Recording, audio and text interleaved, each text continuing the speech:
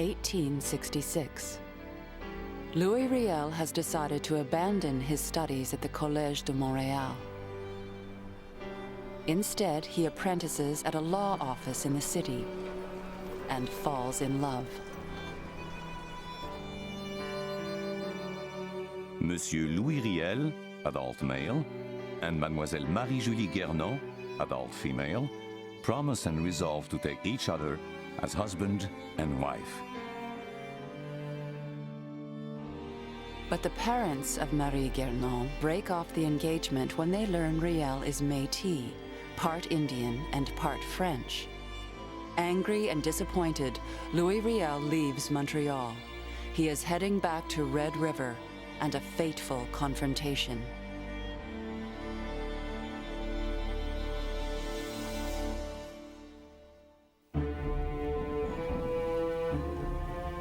In the birthplace of Louis Riel, a dispute has erupted over the land.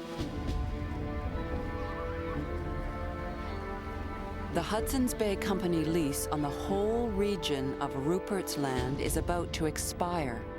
The British would like Canada to take over the territory. But no one tells the 8,000 French and English Métis, or the Indian population, what will happen to them. In anticipation of the transfer, settlers have been streaming in from the east, eager to claim a plot on the prairie. Charles Mayer, a journalist and Canadian nationalist, dreams of a new Ontario on the prairies.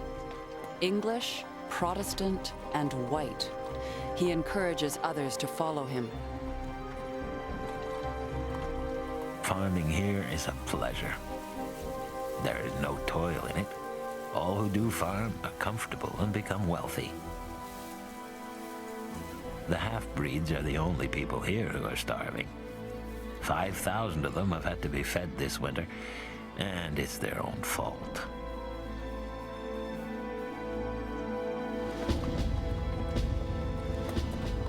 But the Métis are about to stop the settlers in their tracks.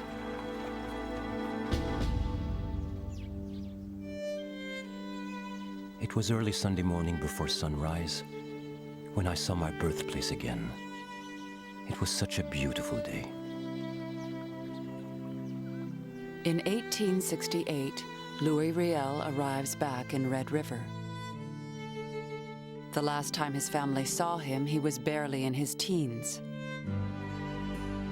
Now he is a grown man of 24, bilingual, educated, worldly. He is expected to lead the family since his father is dead. But provocative acts by the Government of Canada soon throw Louis Riel into a much bigger role.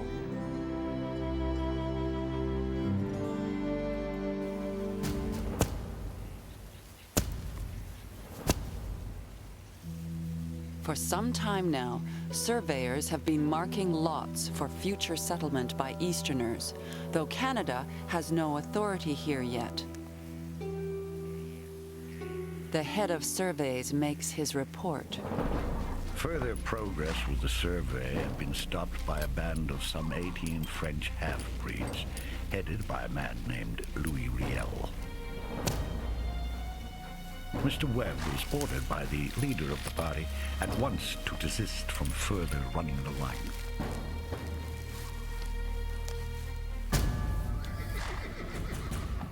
They have come here to chase us from our homeland.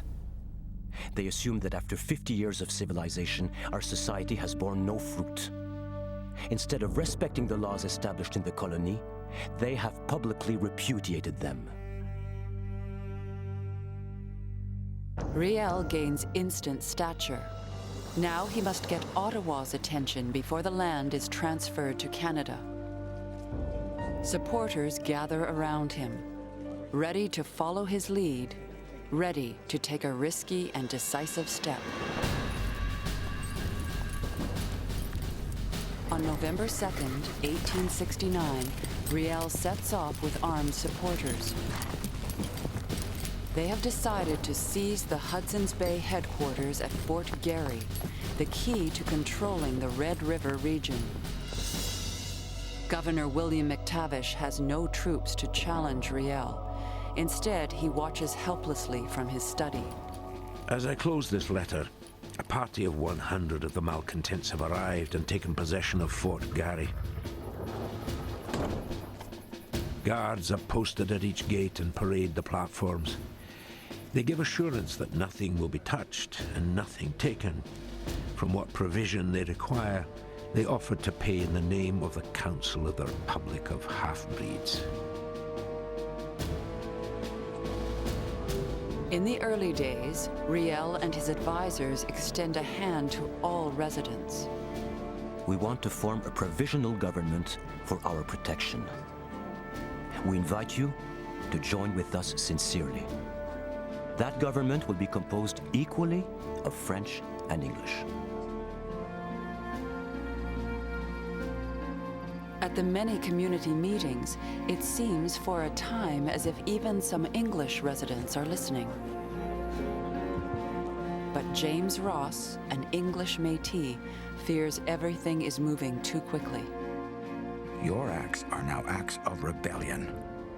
We shall draw down on the colony misfortunes such as it has never known. If we are rebels, we are rebelling against the company which is selling us and against Canada which wants to buy us. We are not rebelling against the British government. We are loyal to our homeland. From their secure position inside the fort, the Métis guards dig in and wait to see how Ottawa will react.